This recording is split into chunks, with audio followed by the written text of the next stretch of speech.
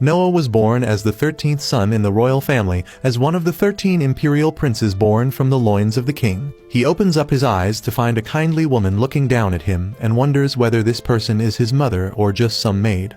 But before he could figure that out, the face of an old bearded man which turns out to be his father, and the king comes near him to inspect him from top to bottom. The king mentions that Noah seems to have taken after his mother, and his mother immediately shies away, claiming that his eyes and eyebrows look just like that of the king. Noah notices that he can see his own stats, but nothing seems to make sense for him just yet. Suddenly, one of the court mages walks up and holds him delicately in his arms before announcing to the king that Noah has the magical affinity of water. The king laughs at that merrily, claiming that when Noah comes of age, he will be given the lands of southern kingdoms where most of the water mage clans live, so that he can rule over them justly.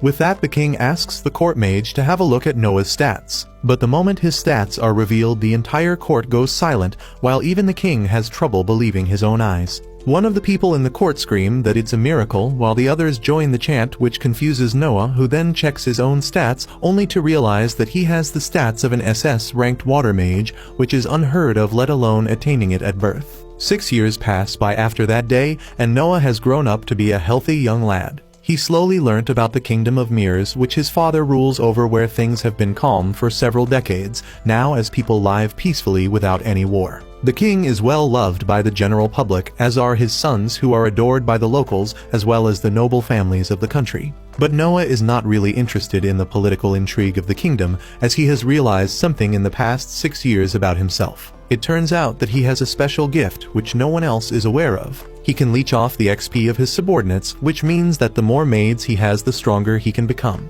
This also means that unlike other people who have a cap on their levels, Noah can rank up indefinitely and become the strongest mage on the planet. His maids seem to be completely loyal to him, as they discuss how even at the age of 6, Noah behaves more like an adult than a young kid. He soon goes on to the dining room for some breakfast and thinks about how his abilities and skills are pretty limited at this point because of his young age, but if he keeps training, he should continue to grow at a rapid pace and outshine his older brothers as well. His thoughts are broken by a beautiful maid named Evelyn, who tells him that the crown prince of the kingdom and the 4th prince have both come to visit him. Noah decides to quickly wrap up his breakfast, as even though they are his brothers, he shouldn't make the crown prince to the entire kingdom wait. He soon enters the guest room and goes to one knee as he welcomes his older brothers, the crown prince Albert and the 4th prince Henry. Albert looks at Noah with cold eyes, asking where he was, while Henry greets him more warmly, claiming that Noah seems to be growing into a courteous young man. Albert claims that Noah will make a fine chancellor one day and tells him that he has a present for Noah. He claps his hands, and immediately a terrified servant enters the room carrying a small coffin into the room as it emanates a deadly aura. Noah is confused about such a weird present, but Albert orders the servant to open the coffin, which he reluctantly is forced to do. The moment he opens the coffin, an aura of dead and dying men erupts into the room, which Noah can clearly feel as he stares at the sword inside the coffin, wondering what the hell did he just feel. Before he had a chance to regain his composure, Albert tells him to pick it up and see how it feels. Noah realizes that he doesn't really want to handle the blade, but considering that it's a gift from the royal prince, he can't really refuse and is forced to pick it up. He grabs the sword gently and picks it up, even though it's too big for his tiny body right now. Albert smiles and tells Noah that he knew Noah could do it, and finally explains that this blade is a special sword designed for water mages to wield, and is known as Leviathan. He also reveals that before him, more than 120 people have tried holding it, but none survived to tell the tale. This scares him, and he almost drops the shiny blade. But Henry tells him not to worry, as the curse of this sword is so strong that he would have died the moment he touched it, if the sword refused to accept him. With that, Albert and Henry both get up to leave, while Noah bows down, thinking to himself how this despicable crown prince, who is unfortunately his own older brother, was testing him with such a dangerous task for absolutely no reason. But he knows that if he said it out loud, it would mean his head on a spike. Later that evening, while Noah was getting ready for bed, he notices that one of his maids seemed to be very tense, so he asks her whether she is okay. Zoe the maid at first hesitates, but when Noah pushes for the truth, she immediately goes to one knee, claiming that she wants some time off as there has been a flood in her village and everything is swept away. His family is starving, and she plans to sell her body in the red light district in hopes of collecting enough money to help her family. Noah tells her to stop talking, claiming that Zoe is his personal maid and he can't let her go for so long. He tells her to bring her mother to the estate and he will give her the job of the rear gate closer and pay her $5,000 a month. Zoe is confused at this and claims that she has never heard of any position like this, and even then the salary seems to be incredibly high. Noah tells her not to worry about that and also tells her that there is an empty house in the western outskirts of the capital which she can occupy and live in with her mother. Zoe can't believe her ears and starts tearing up when Dylan, the house butler, comes out and asks Noah whether he wanted anything. Noah asks him whether he is aware of the flooding in Zoe's hometown and tells him to buy as much land as possible in that area. Dylan is confused since that would be a bad investment. But Noah tells him that they need to protect the people in need there, as if they don't intervene a bunch of villains will occupy that land and start squatting. Dylan is shocked at this, and Noah asks what's wrong. But Dylan replies that he is just surprised at how well Noah is managing the situation with the foresight of an experienced man, considering he has never experienced anything like this before. Noah thinks about how he has seen more than his fair share of destruction in his previous life, but he obviously cannot reveal that to anyone. Dylan replies that according to his estimation, the entire land should cost roughly $70 million, which shocks Zoe. Even Noah knows that it is a very huge amount. His entire group of retainers earn roughly $80,000 a year. He himself has some $50 million in funds from taxes and gifts from his brothers. But that still leaves $20 million. He turns and asks Dylan about the land that they have in the south of the capital and claims that they will have to sell that land. Dylan is shocked and advises Noah against it since that land was a gift from his father, the king himself, and selling that land would be unimaginably rude to his own imperial family. Noah tells him not to worry about all that as he will deal with his own father later, and tells them that nobles have the duty to sacrifice themselves in order to bring peace and happiness amongst their subjects. More than that, he also knows that a noble who plays the martyr is loved by the public, which might come in handy sooner or later. Dylan bows down to him and tells him that he will deal with everything before leaving to make all the necessary preparations. The next morning, Noah gets ready with his army of maids to prepare everything for an inspection of the flooded area, when he gets called out by the fourth Prince Henry. He immediately runs up to him with a warm greeting, apologizing for not coming earlier, but Henry tells him not to worry about it and asks where exactly is Noah planning to go. Noah replies that there is a region named Dasa, which has completely been flooded, and he aims to buy some land there and is planning to inspect the area to assess damage. Henry notices the sword given to him by Albert and asks him whether he is planning to use that during his visit. Noah replies that he is carrying it just in case he has to use it, but he is not sure yet, since he hasn't felt any different about it since his first encounter. Henry takes Noah away from the prying eyes and tells him that he was a little worried about that sword and Albert's sudden generosity, so he did some research on his own and found out that the sword seems to have a mind of its own and can only be controlled by someone who it acknowledges as its true master. Noah remembers the vision he had about all the previous people who tried mastering it, and realizes that this sword is basically like a mad dog, and he will have to earn its ownership before he can truly master it. Henry tells him to be careful and advises against using it unless absolutely necessary, as he has a bad feeling that the sword will take his life, just as it has taken hundreds of people before him. With that bit of warning, Noah leaves for the region of Dasa, and is surprised to see the level of destruction caused by the floods. He tells Dylan to find out the government office nearby and figure out the deeds of these lands, and then he moves into the village alongside Zoe to get a better idea of what's happening on the ground. He notices men in crudely made shelters rounding up to get the government relief food, which makes him a little happy, but that disappears completely when he takes a bite of the shitty porridge being served to them. He can't believe how can the government have such low standards, and was going to ask for the local official of this area, when luckily, the local official, named Lord Garl, enters the area for an inspection. Noah expected him to take actions against the terrible quality of food, but to his surprise, the man blocked his nose and took a look at the porridge before claiming that it was sufficient, which made the cooks happy, who are basically taking advantage of the situation. The chief cook tells him that his food is ready at the mansion, and Garl immediately decides to leave for the feast which was awaiting him. Noah couldn't stand this and immediately goes ahead to confront the man. He calls Garl a corrupt little bastard with a tiny peepee, which hits him where it hurts the most, and the man with the fragile ego immediately pulls a sword at Noah. Noah immediately calls for the sword Leviathan that Albert gave him, hoping that it would kill him, and the sword immediately flies towards him. At first he thought that the sword would just obey him, But he suddenly realizes the true strength of the sword as it starts resisting him, burning him with its powerful sinister aura. Noah, however, refuses to back off and continues on and finally manages to overcome the sword, taking control of the legendary blade once and for all. Once that was done, Garl had no chance, as Noah easily parried his attack and decided that the sentence for cheating the locals during a time of disaster is nothing other than death. With one swift slash, Noah cleaved the head clean off, shocking everyone in the area. Immediately the guards start surrounding them, and he would have gotten lynched. But he smashes the sword in the ground, creating an incredibly deep hole in the earth, shocking everyone. The chaos attracted the attention of the knight named Rowan, who was recently appointed as the manager of this area,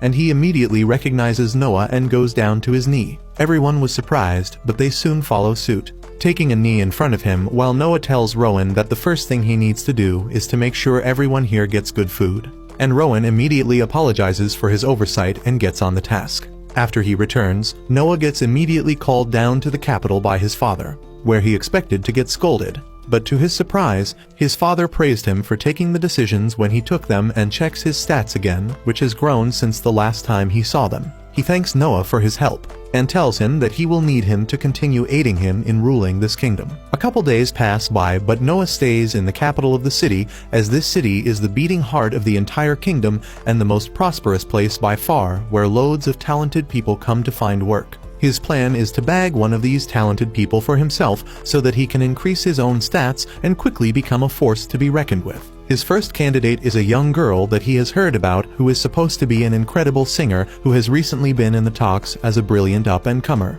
He finds out the theater that she is going to perform at and takes a seat alongside Zoe to see whether she is worth the talks or not. Soon a young girl with a top hat named Ollie emerges on the stage and gets ready to perform in front of an audience. She soon starts singing, and immediately Noah is mesmerized with her voice. He knows that he is not the best technical singer that he has ever heard of, but she is definitely the singer who seems to really love her craft a lot. He thinks that with the right training and guidance, she can achieve greatness and starts considering taking her under his wing. Before the performance could even end though, a bunch of goons break inside the theater and shout at Ollie to shut her dumb ass up. The entire audience hold their breath, wondering what these villains want, while Ollie stands there scared while the goons make their way towards the stage. One of the workers tries to intervene, but the fatty immediately pushes him aside before jumping on the stage itself. He screams at her to pay up, claiming that singing on these stages won't get her enough money to pay her father's debts. She shivers as she tells him to please let her go, as she is trying to earn money and will pay them soon.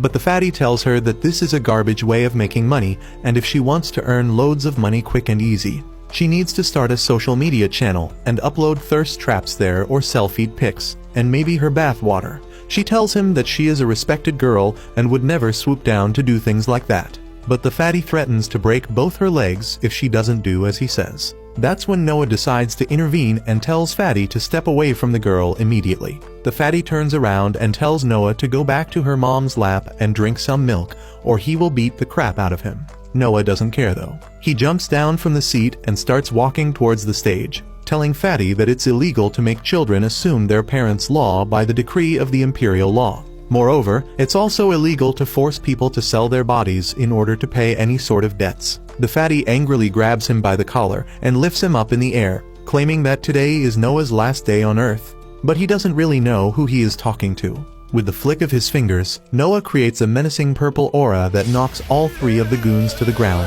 while Noah takes out his sword and points it at the fatty. The goons realize that they might be outmatched at this point, so they immediately tuck their tails between their legs and immediately start running away. Zoe goes towards the injured worker and helps him up, while Noah tells him that he should send them to him if they ever come back to this place to harass anyone. Zoe hands him a business card, and the worker is shocked to see that the boy in front of them is actually a prince of this kingdom. Noah doesn't really care about the fanfare though, and turns around towards Ollie and asks what her monthly expenses are. She thinks about it for a while, considering the fact that she also has to deal with her mother's treatment, and replies that her monthly expenses should be around $600. Noah tells her that he will pay her $2,500 every month so that she can work on her singing and get better. She is shocked to hear that and can't really believe her own ears, while Noah tells her that her salary would also increase as she gets better. With that, he tells her to complete the song, as he would love to hear how it ends, and returns back to his seat. Later that evening, when he returned back to his own home, he was greeted by his maids when he suddenly notices that the goons from the afternoon are bowing their heads to the ground, begging an audience so that they can apologize. He knows that only now did they realize that he was the prince of the kingdom, but he decides not to entertain them and tells her maid to turn them away, claiming that a prince does not have time to meet with people randomly. Just then his older brother Henry also arrives, claiming that he has made the right decision as he would devalue his own authority as a prince if he talks to these plebs anytime they want to. Noah tells him that it was not the only reason why he decided to turn them away and explains that he wants them to think that he is still really angry about the stunt they pulled with the girl today, and that might scare them enough to not try and bother her again.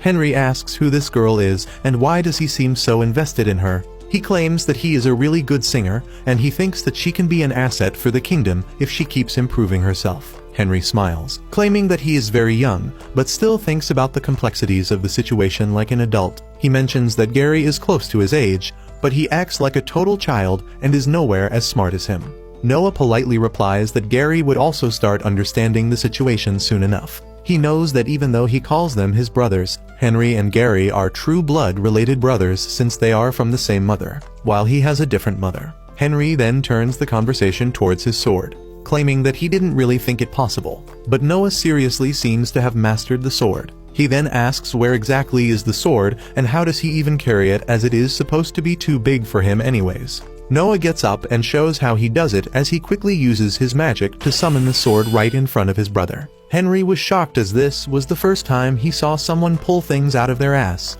and asks how far in did he put it, and whether it hurt. Noah tells him that it's nothing like that, and he simply shrinks the sword to a small size and then hides it right inside his own sleeve. Henry is left speechless and sits back down with a thud, claiming with a sigh that Noah simply amazes him since that sword was thought to be cursed and put away with all the other national treasures for over 2 centuries at this point, and no one in written history is known to have conquered that blade. Later that night, Noah decides to go to a celebration that he was invited to and spots the goons still on the ground. The fatty gets enraged once again since he keeps getting ignored and screams that he can kill him anywhere he wants, so he shouldn't try to act all high and mighty. In retaliation, Noah simply unleashes a tiny amount of energy from his sword, which immediately brings the fatty down to his knees once again.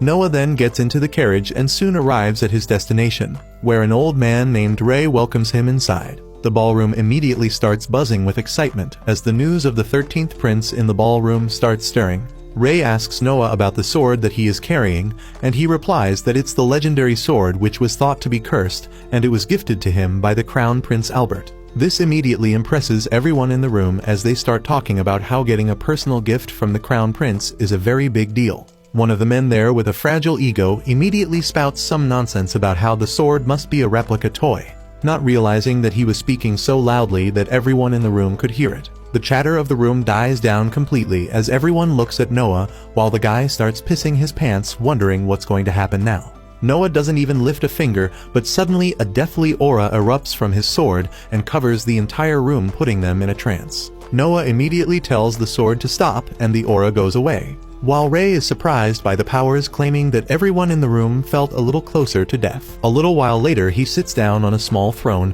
while everyone in the room walk up to him to pay their homage and gain his favor. All of them felt pretty boring to him, but then finally a blonde man named Alan walks up and introduces himself and his adopted daughter Cindy. The girl seemed alert by the presence of Noah, but Noah decided to ignore that and asks how did he come to adopt her. Alan explains that he originally bought her from a slave market, but she showed a lot of will and resolve and was a really quick learner while being socially intelligent. Since he didn't have any kids of his own, he decided to adopt her as her own daughter. Noah smiles at him, claiming that he loves stories like this and invites the duo back to his mansion to chat some more. Alan seemed really pleased by the fact that only he was acknowledged amongst them all. But Noah tells Ray that the main reason why he acknowledged them is because Cindy is somehow aware of his power. He demonstrates by releasing a little bit of energy from his sword, but Cindy immediately recognizes that and turns around to make sure they were not going to get attacked. A couple days pass by since that incident when one day while Noah was out on a stroll, he meets with the 8th Prince Oscar,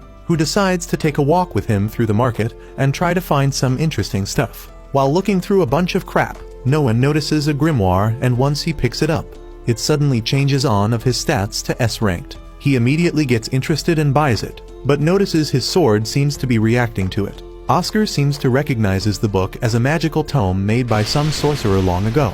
But the book suddenly opens up and releases a huge monster out in the open. Oscar tells Noah to back off and go to safety, but Noah simply takes out his sword and squares up to the demon. He tries to slice through the magical being but fails for the first time.